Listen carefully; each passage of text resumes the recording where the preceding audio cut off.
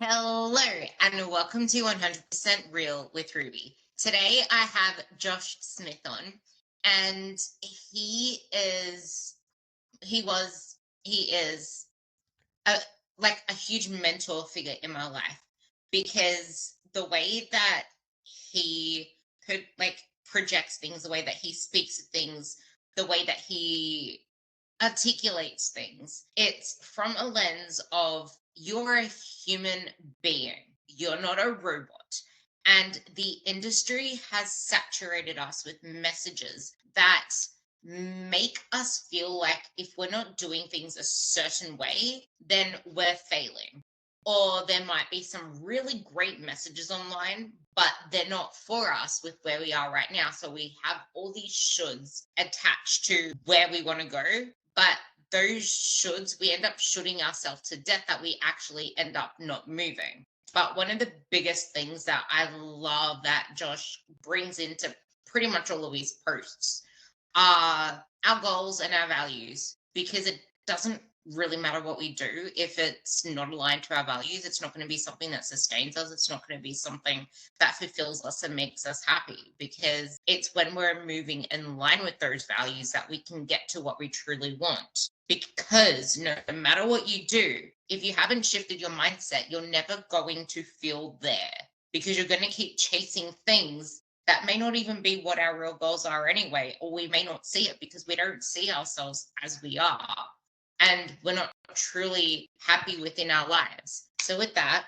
here is Josh. I'm going to let him introduce himself and the way that he kind of approaches the goals and the goal hierarchy and where values comes into all of this when chasing your quote unquote body and life goals. Thanks, Ruby. Awesome to be on the podcast. Thanks for having me on. Yes, like you said, I just try and, I guess, remind people, but also coaches, that we're working with humans at the end of the day, that it's more than just a body. It's more than just a set of numbers, or it's more than just a client. There's actually a person that we're working with at the end of the day. And, whilst nutrition and training, it is quite simple, the human side of things is quite complex, and it's why we have jobs at the end of the day, because so many things influence what we do, why we do it as well.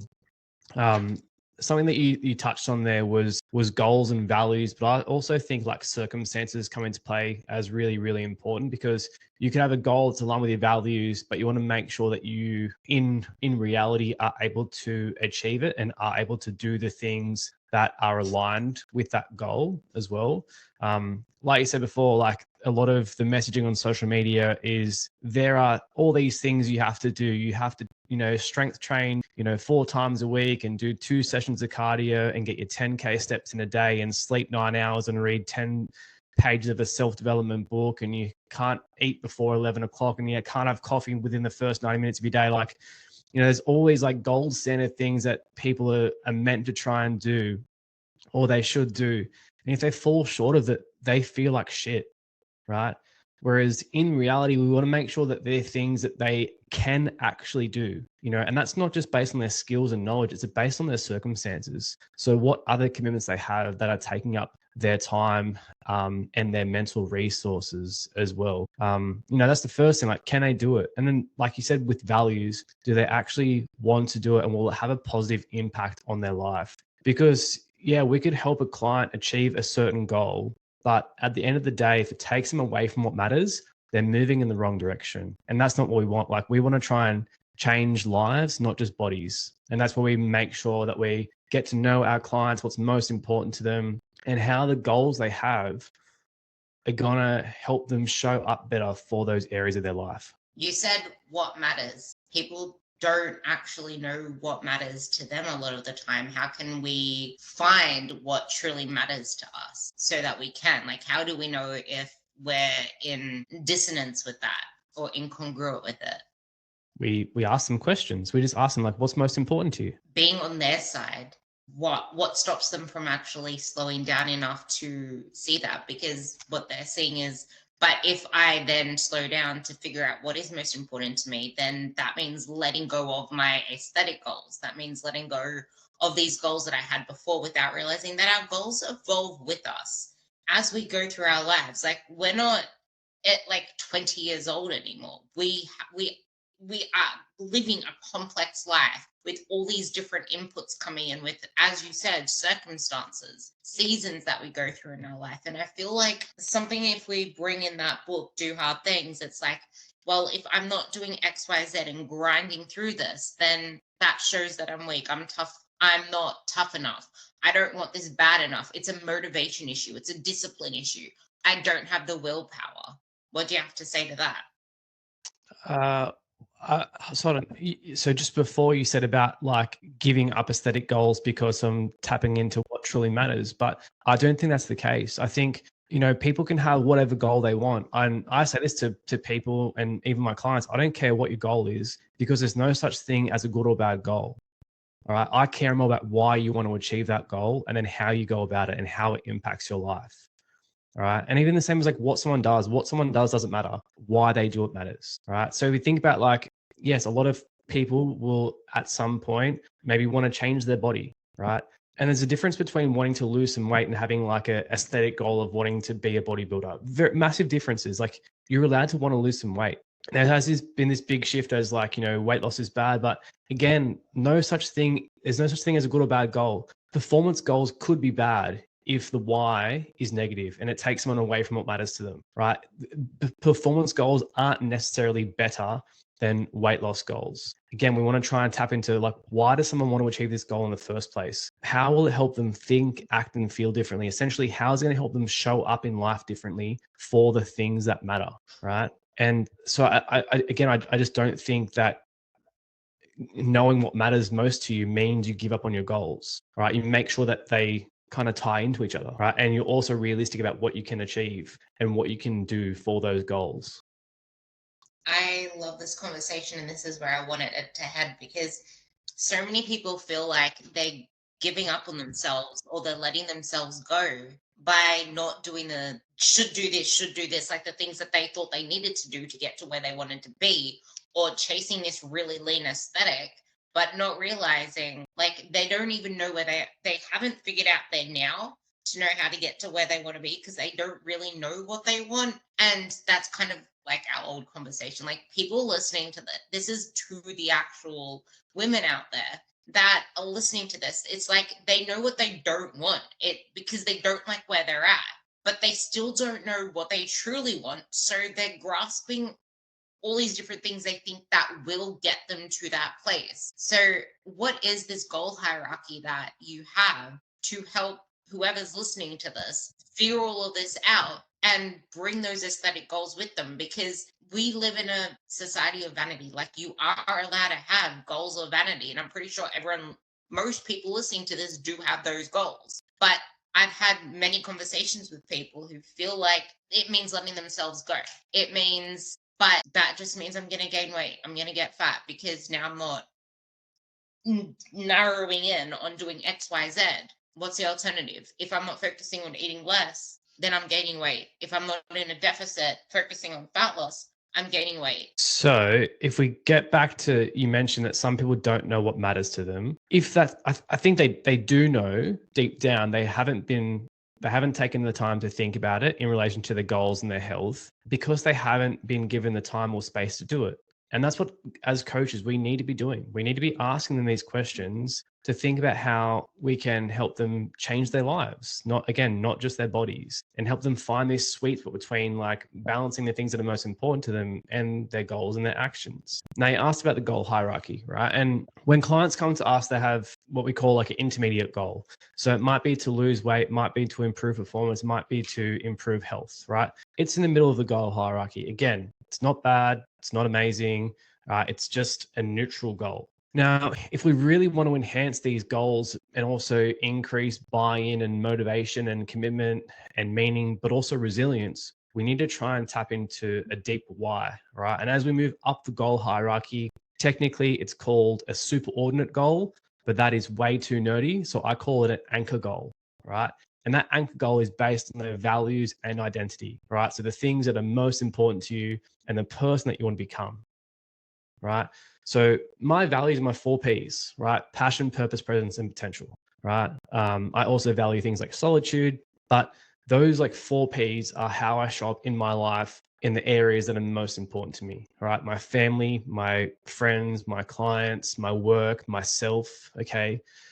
So I make sure that the goals I have and the actions I have below all tie into my values and the person I want to become. Okay. Now that's the top. And then from here, we go into this intermediate goal. We break it down into, again, the research says subordinate goals, subordinate goals. That's super nerdy. So I call it action goals. Right? The things you do that help you achieve the goal, that help you become the person you want to become and live the life you want to live. Right? These are the things you interact with each day. Up the top of the goal hierarchy, it's very vague, and that's okay. But the further down we get more specific. We get more clear and more concrete about the things you can do, right? And the things you want to do to achieve the goal, to become the person you want to be. That's the most important part that people need to realize, and that just focusing on that outcome isn't going to get you there, but focusing on those action goals are the way to the outcome. And in doing those action goals, you start to discover what actually means most to you in life, because now you're zooming in on the process and living in the experience versus just chasing these things and never actually being in your body. Because it's like, I want this, so I'm trying to figure out all these different things that aren't actually what are needed to get to where you want to be. And I feel like this is where the nutrition element comes in, because it's probably the biggest thing that a lot of people do struggle with. And in the environment that we're in, there are so many things that we can say yes to, but on the other end, there are people that are in such a restricted mindset that it's like, but it's saying say yes to everything. It's called food inclusion. And you put up a post recently on, you can say yes to anything, but it's not saying yes to everything. And it's kind of like something that I brought up with one of my girls quite a while ago, where it's like, yeah, you can have the ice cream, but you not the ice cream, the burger and the fries and this as well. It's knowing what you want to say yes to choose your indulgence, because it's indulgence, not indulgences, because then there comes a point where you're moving into the overindulgence side of the spectrum. Like there's that thing that you also have, that's which side of the spectrum are you on, the overindulgence or the over restriction, and how can you find where you lie within the spectrum that you are most happy with. Maybe if it's a wedding, you choose to move towards the overindulgence side and you're okay with that. And I know that there are some other tools as well that you bring into this, like the 10-day, 10-hour, 10-week, and all of those things as well. So how can we start to bring in these different ways to navigate when we come across a roadblock with our nutrition, so that we know we can actually tap into what we want to move us towards our goals, and what usually comes up that kind of stops us from hitting our goals and leads to people sabotaging? As a couple of things to unpack, so let's try and do them one at a time.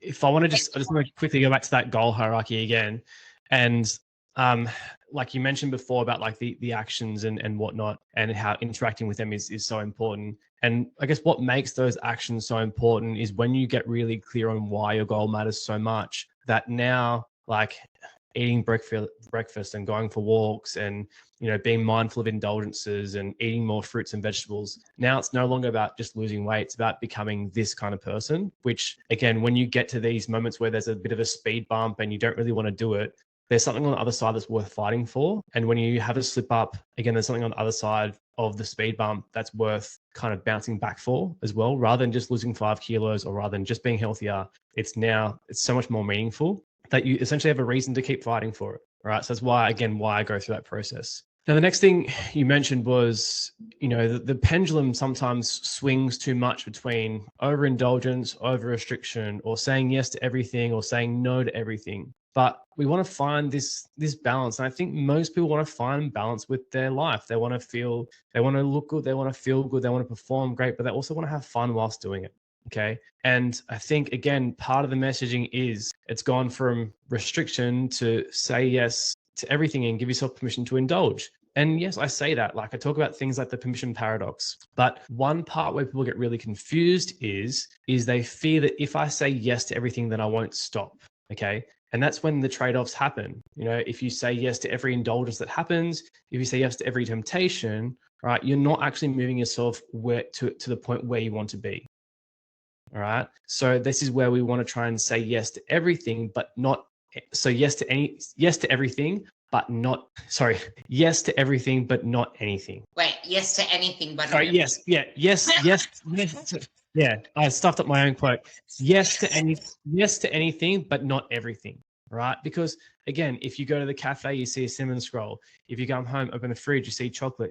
In the evening, you see beer. If you say yes to absolutely everything, you're not actually going to be the person you want to become, right? And not going to achieve the goals. But we want to try and get to the point where we give ourselves permission to enjoy certain foods, right? And this is where people also get unstuck, is they think they have to say yes to everything. But what I'm trying to say is you don't have to. If there's certain things you don't like, you're allowed to say no, right? You don't have to do it to prove a point. I have a client who doesn't really like curry that much, right? And she was overseas, she lives in England. So she went somewhere, she goes, I don't really want to eat it just to prove a point. And I was like, that's fair. You don't have to. This part is actually perfect because this is what I mentioned to Josh before we started. We can have two different sides. We can have I've been restricting my whole life, or now I'm trying to keep face on Instagram. Like even me as a coach, I started to come up against this myself a couple of years ago, where it's like, but maybe I should say yes to this while I'm eating out just to prove that, hey, I'm having quote unquote balance in my life. But I know that I'm not going to enjoy the burger. I rather eat a grilled chicken and veggies. And then there was another point where it's just like, maybe I should just order the pizza and show that I can have balance. But I'm not going to enjoy the pizza when I really want to eat this seafood dish. It's almost like, don't do something just for the sake of proving a point. And this is where a lot of people can come up against the conundrum of, I'm not in a quote unquote fit body. If I make the healthy choice, I'm going to be judged because it's like, why would I put in this effort? Oh, she's on a diet again. It doesn't even look like it. Like all these thoughts go through people's heads. And I kind of want you to go on a monologue on these 2 points because I feel like they tie together in a sense where it's not saying yes to everything. There's not trying to prove a point there. But then you said not always saying yes. It's also what do people usually struggle with when it comes to nutrition? An example would be they're always used to eating the biscuits in the work office. And then something else happens and now they're craving burgers and fries because they're really stressed out. We'll go into that emotional eating after we talk about this part. But it's like they're so used to saying yes to all of these different things that it's kind of foreign to think of it a different way. It's like, oh, but that's so much effort. But at the same time, you're wanting these goals and strategies. Yeah, I think a big problem that people face is that they're not intentional. They're not doing something because they genuinely want to. They might be doing something out of impulse or out of obligation. So when we think about impulse, we think about, okay, we see the food and we kind of say yes to it without even pausing and thinking about like, do I really want it? And then the obligation would be like, oh, like you said before, like I should have the pizza because everyone else is having the pizza, or I should order a salad because everyone else is having a salad. They're not actually pausing and going like, well, what do I truly want? And also like both in the short term and the long term. I think that's people aren't really thinking about that intentionally. And I think if that's what one thing I want to try and help my clients do on a regular basis is be more intentional, both with the healthy choices, but also with the indulging. And that way you can own the decision and be proud of it. And it's actually aligned with your goals and your values, because social health is important, right? There's a time and place to have a couple of beers and a steak and chips. Then there's a time and place to have a healthier option, right? But it's all about being intentional. And then when you are intentional, you can be like, you know what? I'm proud of that decision. I'm proud of that decision. And this is why I'm like, I want you to bring in more strategies to this because I know that you have a lot. There's the choice point, there's the 10 minutes, 10 days, 10 hours, 10 days thing as well. But for me, it's how do I want to feel the next day? How do I want to feel today? And because I personally am so performance focused in my own stuff, because it's like, for me, performance drives physique, health drives physique. And a lot of people want the physique stuff without focusing on what actually leads to the life to get there. And this is where you can also bring in the values and the life stuff, because it's not letting go of physique goals. Having a health focused life, having even, performance focused life, because it's not just performance in the gym.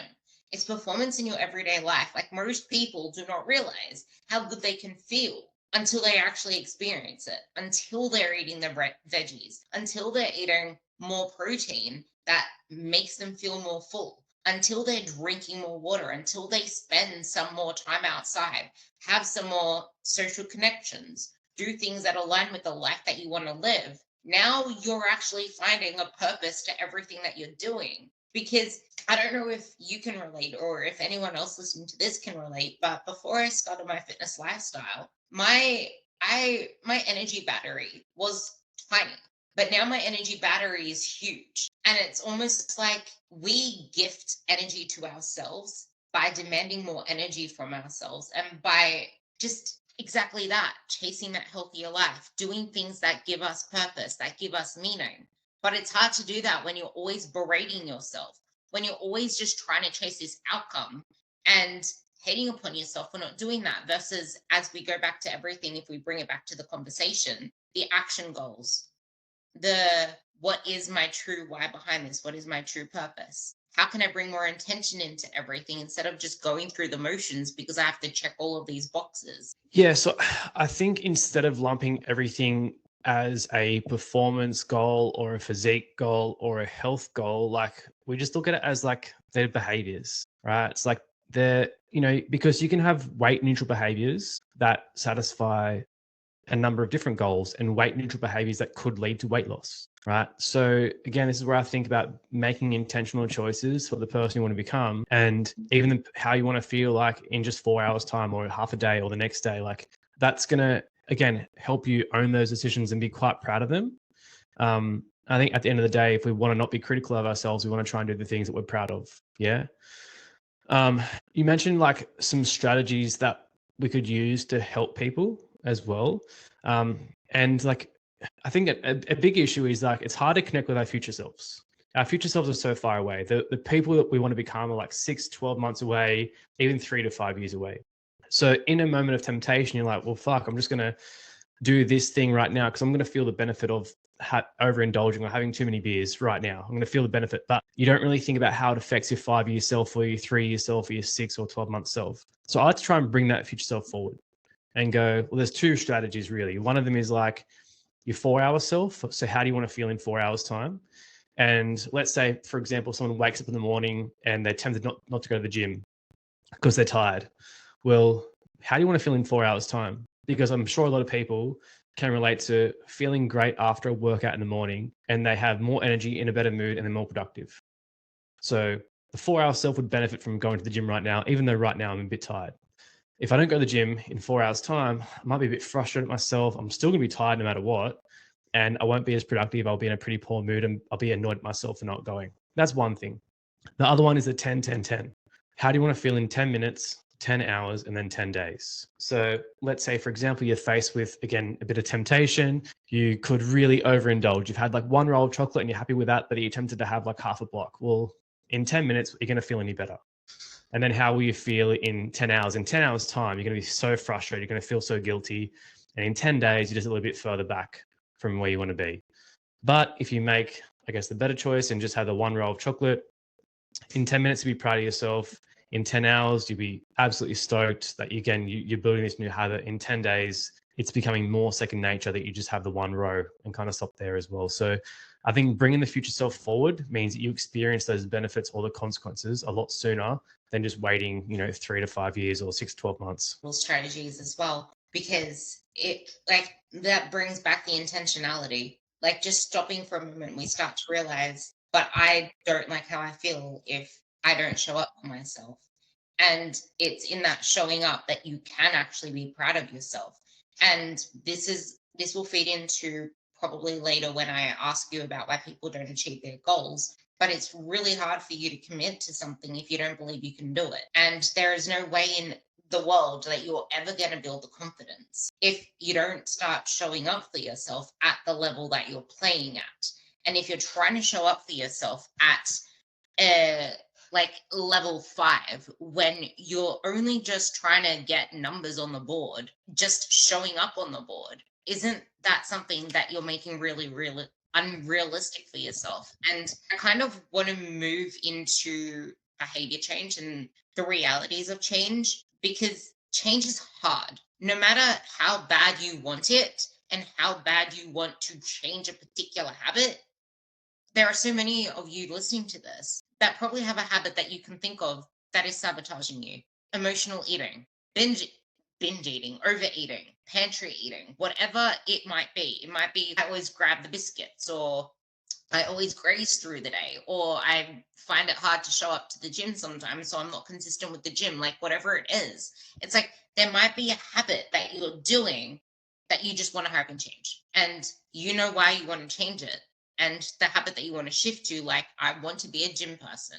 I want to go to the gym so I can actually start getting stronger. I can focus on this. Or I want to actually start making the healthier choices and stop going to the snacks, stop grazing through the day and sabotaging myself all the time. Like, you want this change, but just because you want it doesn't make it any easier. Like, yes, it's freaking simple. Do X, Y, Z, like Lauren on Instagram told you, but it doesn't make it any easier. Yeah, simple doesn't mean easy, right? I think the behavior change frameworks and the self-sabotage stuff are a little bit different. And even like you said, that you have problem behaviors, I think it's a bit different even to self-sabotage. If we touch on self-sabotage first, right? I think if we do it through a curious and also compassionate lens, is that well, even if it ties into the behaviors change stuff anyway, but there's a reason behind every single thing that you do, right? Even self-sabotage. So instead of being critical, going, fuck, I did it again, ask yourself, like, why am I doing this? And there's usually, I think, 5 reasons. One of them is through a fear of failure, right? You fear that even if you try, you still won't succeed and that you're just going to fail anyway. So why bother? So you sabotage yourself for that reason. The second one is through a fear of success. And that sounds really, really weird. But fear of success means that life is different on the other side, but also you got something to lose. If you achieve your goal, you've got to maintain it. But also, if you succeed, then your life changes too, right? And that could be something that you might be scared of. Another one is fear of uncertainty, right? So even though right now you're uncomfortable and you don't like how things are, it's familiar to you, right? So if you change, like, again, what does life look like on the other side? What are my friendships like? Will my family still love me? Blah, blah, blah, right? There's, again, that fear of uncertainty. The fourth one is through a lack of self-belief, right? Maybe in the past, you think that you have tried things and failed, right? So again, you think, okay, what's the point of trying? Because I'm not going to achieve it anyway. So you sabotage yourself. And the last one is that cognitive dissonance. It's when the goals and actions don't really align with your values. So maybe you are trying to get super, super shredded, but at the end of the day, it's not even a goal that's important to you. Or the actions you're taking, like tracking your macros or following a meal plan, they take away from the things that matter most to you. Right. So you haven't put like everything in line with a goal hierarchy. So they're the 5 main reasons why people self-sabotage. That last one goes back to the goal hierarchy, perfectly back to the goal hierarchy. And it's kind of like what we spoke about ages ago on one of our calls. There are so many people that say they want X, but they're not willing to do the actions that get there, because is that even your goal to start with? And something that I'm always seeing is we keep trying to solve for a certain problem. Like, here's a problem, I need to solve for this. But maybe we need to look upstream, because that might not be the problem. And this probably does tie into the self-sabotage and the problem behaviors that we were talking about before. Yeah. So if we then go to the problem behaviors, like you said, the overindulging, the eating the biscuits, whatever it might be, stress eating, for example, we go like, well, why are we doing that in the first place? Again, rather than being critical, be compassionate. Rather than being judgmental, be curious. Try and understand why you're doing it, because every behavior serves a purpose and there is a short-term benefit to the reason you're doing this thing. If it's to mask an emotion, right? If it's because you are starving, like whatever it might be, try and unpack the reason why you're doing it and then see if we can solve that problem, or if we have to look upstream to try and find a way to reduce the risk of this problem happening in the first place. So I think with stress eating, for example, yes, we can look at replacement behaviors for stress eating. However, we can see that it's very, very hard to change behaviors when you are stressed. And I think stress eating happens on a spectrum. On like a scale of 1 to 10, there's usually a trigger point. It could be like when you're an 8 out of 10 on the stress scale, right? And it's really hard when you get to that 8 or 10 to go, all right, I'm just going to go for a walk or read a book or do some coloring in. You're more likely to go, I want to have a beer instead, or a glass of wine. Whereas instead of that, like that's one option, right? Replacement behaviors. But the other way is to look upstream and go, all right, how can I avoid myself getting to this point of being an 8 out of 10 stressed? What can I add into my life? Right? Is it going to the gym in the morning? Is it going for a morning coffee on my own? Is it reading a book in the morning? Whatever it might be. What things can I add into my life so that when all the shit in life happens, like traffic on the way to work and the kids don't want to get dressed and they're being pains and the boss is a dickhead, that you only get to a 5 out of 10 rather than an 8 out of 10. And it's much easier to manage your stress and find better coping strategies when you're a 5 rather than an 8. Right. So that's a combination of like why you do certain things, but also looking upstream as to how you can try and prevent those things from happening or getting to that point anyway. Slow down and have awareness here as well. And the thing that annoys me the most is that people do not see the basic act of having more awareness as a win. Okay, it's not tangible. Okay, it's not a number on the scale going down. Okay, you're not seeing changes, but just the fact that over time you're building more and more awareness, you're inserting a longer and longer pause between cue and behavior, between whatever just happened and complete freak out, that in itself is a win. Because the more that you can start to do that, then you can start to insert behaviors that actually serve you. If those behaviors are actually ones that are what you truly want to and can do, because otherwise you're going to sabotage yourself anyway, because then that's where that dissonance comes in, where it's not actually what you wanted to do. So that kind of fits into self-compassion, which would also be a subcategory to what I wanted to talk about next, which is... Can I just interject for a second? Please do. I think we need to be kind and compassionate to those people who are afraid to do the awareness thing, right? Again, there's a reason why behind everything we do. Maybe they're scared of what they're going to find. I think we need to be compassionate to ourselves there as well. It's like it's all around. And I love the fact, like, I want you to keep interjecting with this, because this isn't just coaches. This, like, everything that has the word coach to it, you are your own coach as well. You need to be compassionate to yourself.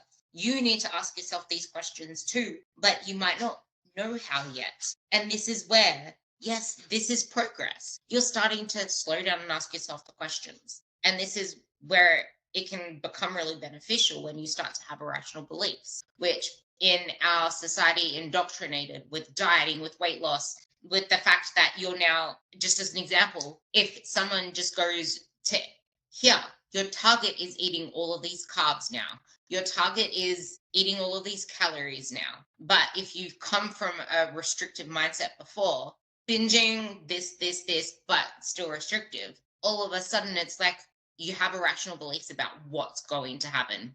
And you can never have, the only certainty in life is uncertainty. And this is where that whole behavior change difficulty comes in, because there's that fear of uncertainty, that lack of self-belief, because you base your future potential, your future possibilities on past predicaments. And that doesn't serve the future you. You living in the past doesn't serve the future you. You having fear of doing X, Y, Z is stopping you from taking the first step. So what are some irrational beliefs, and how do you start to break these down? And I'm hoping you bring in the REBT, ABCDE thing here. So I guess we'll do it in two different segments. So you mentioned before about like your past beliefs don't serve your future. And if we then think about, all right, so someone has a fear of that they're going to fail, right? Because they have failed in the past. You know, if I was coaching them, I'd say like, well, what happened? Why didn't you stick to this thing? What happened? Was it too restrictive? Was it too difficult? Did you try and change too much, right? Or did these things, you just didn't really enjoy them? You know, do you not like going to the gym? That's cool. There's heaps of forms of exercise we can try and do. Do you not like these meals? Cool. Like we can try and make them enjoyable. Do you not like leftovers? Cool. Then don't do it. Like we want to try and make sure that these things are people that they can do. Like, so the things we're trying to help them do are the things they can do and the things they want to do. right? And also have a positive impact on their lives. The other thing would be like, all right, well, let's guarantee that you fail. This is where I use inversion, right? Let's guarantee that you do fail. What makes that happen? And then we flip the script. So let's say, for example, we have clients that might want to lose weight, but they care about performance. So, all right, cool. Let's guarantee that we tank your performance. Let's guarantee that happens. Well, what are we going to do? Make sure that you undereat, you don't eat enough carbs, you don't eat enough protein, and either you stop training completely or you overtrain. Cool. Let's avoid that from happening and do the complete opposite. Still give you enough calories, right? Don't undereat, still eat carbs, have enough protein, and still do your training, right? That's how you could lose weight and still maintain performance, right? So again, like I go, imagine the worst thing happens. What do you have to do for that to happen? And then either avoid doing those things or flip it, and that gives you a guideline of things to do. Now, the next thing you mentioned was the irrational beliefs, right? And this kind of ties into what I said at the start is I don't really care about what someone does. I care about why they do it. So let's say, for example, a client goes out for dinner on a Tuesday night and has 2 glasses of wine, right? Again, I don't care they have that. I care about why they have it. So let's say it was for a celebration because their child got a really cool HSC result, okay? Celebration, it's very different to having 2 glasses of wine because you're stressed and you're trying to run away from your problems. Big difference. But the irrational belief a lot of people have is that I've had 2 glasses of wine on a Tuesday, I've ruined my diet. So then they spiral out of control and they have a whole bottle, and then they get home and they have a whole block of chocolate, and then they don't go to the gym the next day, and then the whole week's a write-off. But what they do is they blame the 2 glasses of wine. But that is not the issue, right? The issue is the belief about the wine. So this is where we have this ABCDE framework come in. So the activating event is the 2 glasses of wine. The belief is I've ruined my diet, and the consequence is spiraling out of control. So the way that we change that is by disrupting the belief. We challenge and go like, well, did you really ruin your diet? Are you just taking things out of context? Are you thinking in all or nothing terms? Right? Logically, does 2 glasses of wine undo all the hard work and all the habits you've built? Even from a weight loss perspective, maybe 300 calories? Is that really that bad across the course of the day or the week? Not really. Cool. So now we have an effective new belief that removes the emotional and behavioral consequences. So it means you have the 2 glasses of wine and go, you know what? I haven't ruined anything. This is a form of celebration. Amazing. You feel good and you don't do dumb shit afterwards. I want you to use that same example for 2 very common ones. And one of them might be, oh, but I'm losing muscle, I'm gaining fat, blah, blah, blah. And the other one is the common, I'm feeling fat. How can we use that ABCD model for that? And how can we use it with ourselves, especially, and stop us from catapulting into that self-destruction? Yeah, I would say if we go with the I feel fat one, I also would lump that into that we don't use our words very well to describe how we feel, right? So it might be an activating event that someone's woken up in the morning and they just feel a little bit heavier. They feel a bit bloated or they feel a bit fluffy, right? And then they have this belief that they're fat. The consequence is they emotionally feel like shit, right? And maybe behaviorally, they could go, well, again, I'm not making progress, so I might write off the rest of the week. But let's say the main consequence is emotional. So we disrupt that belief and we go, well, is there a reason I feel this way? Is there a better word to describe how I feel? Because the activating event might have actually been, I just ate a bigger dinner last night and it was a bit later. Right. And there was a bit more salt there. So maybe it shows up on the scale. So I haven't actually put on weight. I'm just feeling a bit heavier. Right. So you disrupt the belief, write a new one. And this effective new one is like, I don't feel fat. I just feel uncomfortable. I feel bloated. Right. And again, different problems require different solutions. So we go, all right. So rather than having to then go into a massive diet or restriction because you feel fat, you go, I overate. So if I had my time over again, what would I try and do differently next time? I think that whole future pacing is something that can be really helpful, and having that plan B in how can I change this for next time instead of beating ourselves up for acting in a certain way. What's the traffic light framework that you have that people can use? Because I personally love using it for my own clients as well. I don't use it as like for learning. It's more like proactive. Like if I want to go into a situation, then I go like, what are my preferences and tolerances and deal breakers, or the no-go zone? So if we're going to a social event, I might go, cool, I might prefer to have 2 beers That's my green. My red would be like, 4 and above beers because it means I can't drive. And then my yellow, my tolerance would be 3 beers. Do the same thing with like meals. And this is like that sweet spot between overindulging and over restriction as well. But you might prefer to have like a steak and veg. You might not want to have a palmy and chips and garlic bread, but the middle road would be like, if the steak's too expensive, you might go, I'll have like a snitty and salad and chips. Like, they can tolerate that. It's a middle road approach.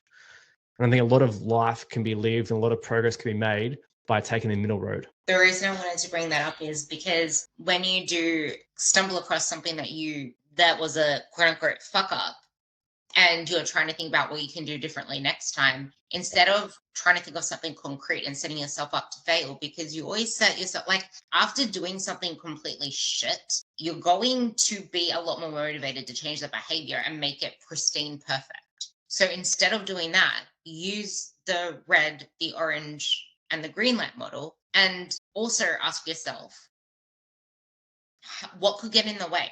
And if that happens, what could you do?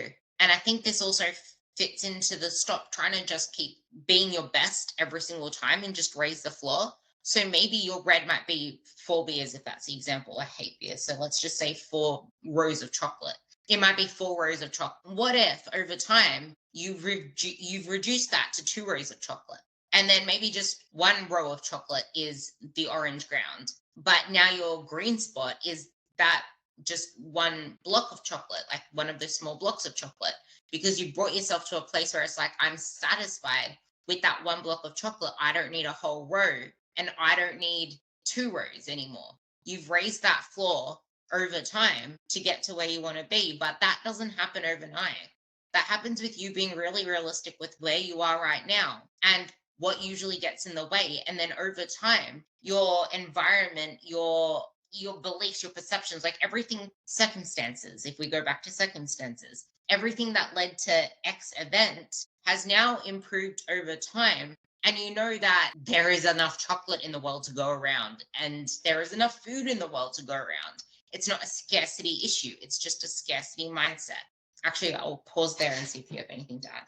Yeah, over time, your criteria is going to change for what a green behavior is, what a yellow behavior is, and what a red behavior is, right? Because your skills and your capability and your mindset evolve, right? If I catch up with my mates, right, the mates I used to play in a band with, there would have been a period of time where having 5 beers would be a green with them. Like that means I had like 5 beers and didn't have 10. Like that would be a win. Now, for me, with those guys, having 3 beers is a green, right? Because it's a lot harder in different circumstances. And it just means like we need to just really be kind and compassionate and curious about our behaviors, about our circumstances, and know that over time they're going to evolve and they won't be perfect right now, right? And just know, like, again, different criteria for each person in different settings as to what a green is, what a yellow is, and what a red is.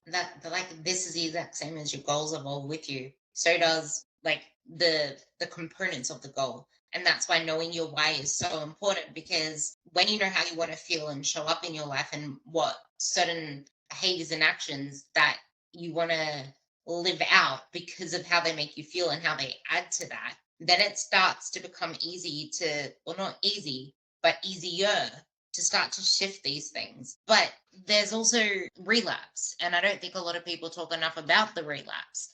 And I think it doesn't meld in completely, but it can be a partner with coming into the whole what stops people from changing. Why do they sabotage themselves? I know what to do, but I'm just not doing it.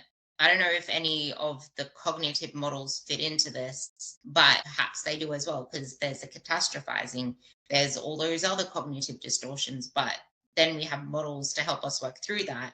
But it's not willpower and it's not discipline. Melding all that together, what do you have to say? Well, I think the main thing is to get clear on like why certain things happen. Like, what's your obstacle? Is it a mindset obstacle? Is it a skill set obstacle? Is it a knowledge gap? Like, whatever it is, like, what is the reason you aren't doing a certain thing or are doing a certain thing? Get to the root cause of the problem. If it's catastrophizing, is it whatever it is, like, then we can try and find a solution. There's no like one size fits all. There's no thing to say like, here's a reason you're not doing these things, because it's so individualized, again, based on your capability, your opportunities, your motivations, like the combi model, all that kind of stuff, right? Again, like this is probably a 1 hour podcast. I can't like solve everyone's problems, but all I can do, the main thing I can try and get across is that try and understand why you do certain things and know that it's not a knowledge problem. It's not a motivation problem or a discipline problem. Sorry, it's not only one of those things. It could be a combination. It could be something completely different. It could be external pressure. It could be cultural. It could be hormonal. It could be like your location. Whatever it is, try and understand why you did X or why you didn't do Y. And then we can try and find a suitable solution for you. The fact that you just said it's a 1 hour podcast and you can't solve everyone's problems, I hope people listening to this realize you aren't the only one struggling with what you're struggling with. When you open up Instagram, what do you see? People doing the thing. You see coaches, you see trainers, you see fit people, you see a whole shitload of 20-year-olds. You see people who look the part. You don't know their history. You don't know their circumstances. You don't know what they did to get to where they are now. But also, you don't see their fuck-ups. You don't see their relapses. You don't see their struggles. You don't see the 50-year-old who is trying to figure out how the freaking hell to use a barbell or how to adjust a bench in the gym and freaking out about the fact that she doesn't know how to use a leg press. Like, you don't see the startups. You see the nows. And you don't know how many years have passed to get to those nows. Everyone is struggling with something. And it is up to you to then decide if you want to address that and ask for help with that. Or if you want to keep repeating the shit that isn't working, because you need to at least take that first step. And yes, it is scary. And you need to bring in that self-compassion with yourself. Use the tools that we've been talking about so far. But it'll be kind of silly to not end this without talking about I don't think we'll have time for that, but we'll see. If we focus so much on what we hate, we're going to get more of what we hate. That's kind of where I want to go with that, because that sort of shifts into our eating identity, our movement identity, our identity with everything else. Because our identity, if we keep focusing on our outdated beliefs and perceptions and stuff, it's hard to move forward. But before you speak on that, I just want to talk about something I quickly read in a book. And that was, you create a perfect plan. And that's the point. You're creating a perfect plan to get you started. That is going to get you from A to B. But it is not the perfect plan to then take you from B to wherever you want to go. And thinking that you will have the perfect plan to get to the end destination is usually setting you up to fail, because you don't know what's going to happen along the way. And there is no such thing as the perfect plan. There is just the perfect plan for the now to get you to the next step, because that is so close within reach. It's a perfect plan to get you started. But then as the story evolves, the narrative changes, and you need to be a little bit more flexible with that and bring in emotional flexibility. But going back to that identity piece, because I feel that's too important for us not to end with. Just on that perfect plan thing, I don't like the idea of a perfect plan ever, because in what world can someone follow a plan perfectly? Like the people I work with, even myself, like I can't follow a plan perfectly. I'm a health and fitness professional, but there are so many variables in life, whether you have children or not. I have a child, right? That throws a spanner into the works massively. So a plan is one thing. Like there's a whole like saying of failure to plan is planning to fail. Like, and I understand that is like part of it. But the biggest issue is that people can't pivot. They can't pivot to still practice the purpose and principles align with the plan. That's the main thing we want to try and do, is understand that we can take a side step. There's another road to kind of get to where we want to be on a daily, weekly, monthly, yearly basis. Right? I don't like the idea of a perfect plan, because it puts pressure on you to follow it perfectly. And if you don't, then you're not meeting this standard. Like you're kind of shooting on yourself. I should have done that. Shouldn't have done this. In reality, like focus on what you can do based on your circumstances. I think I wasn't meant to use the word perfect when I said that, but that's the thing. Like you can only plan for that first step, but you need to realize that it's not going to take you to the other places, because that's the thing. You need to have that flexibility, and things are going to happen. Like it's never going to happen as you imagine it to, especially if you haven't yet had a base to know what's going to happen. Like if you've done it before, your plan is going to be a lot more closer to what reality could be. But if you've never done it before, it could be completely opposite. And then you just sabotage yourself because, oh my God, I'm failing, blah, blah, blah. But the plan, you had no idea what was to be expected. It's something completely different from your normal. And yeah, I want to end this talking about the identities piece because it's too important. Yeah, I'll just touch on that one last bit again. Like, a plan is one thing, but I think what makes more people successful is having a coping plan by scanning for obstacles. So you go, all right, cool. I've got this rough plan in place of like when I'm going to exercise and what I'm going to eat based on what my life is normally like, what obstacles could pop up. All right. And if those things happen, then what can I do? All right. Coping plan boosts success more than just a plan on itself. Right. And that's where I think about planning for a real week rather than an ideal week. You don't go, if everything goes perfectly this week, I'll do this. Because how often does it go perfectly? Instead, you go, all right, on a real week, I can probably do gym 4 times this week, right? Maybe 3. And the reality is, if I say I'm going to go 5 times to the gym this week, but make it 4, I feel like shit. If I say I'm going to go 3 times and make it 4, I feel like a champ. Same outcome, different perspective. Exactly. Coping plan and planning for what could go wrong. Now, identity is focusing so much on what we hate and where we were and shifting that and tying a bow on everything with the importance of the whole identity piece and your take on it. Well, can you be more specific? Like, what do you mean about identity piece? So many times people focus on what could go wrong, how much they hate.